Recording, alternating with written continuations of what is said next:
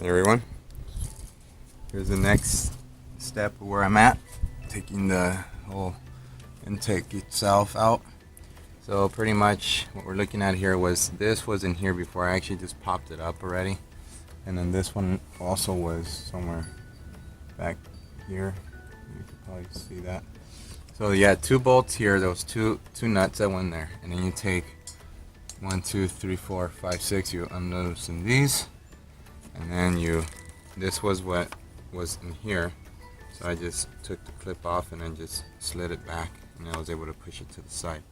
And then the same thing what I did on the other side over there on the driver's side, I did the same thing. I marked each of these connectors with lines. Like this one would be one line with one line on the connector, 2 and 3. Taking all the stuff off, taking the bolts out, but putting them back where they went, because these brackets were right there, so I remember where the bolts go. And then also had to take this thing off too, because this thing was right here. This thing actually was underneath this part. You just want to be careful that you don't bend this too much, as it is. This thing's already, I mean, I didn't bend it, it was already bent, but you don't want to screw it up. I mean, you could take probably these two off right here too, so you can remove this whole thing so one doesn't ruin it. But I'm going to do it intentionally this way, so I don't have to be taking off a million things. So that's the next step, guys.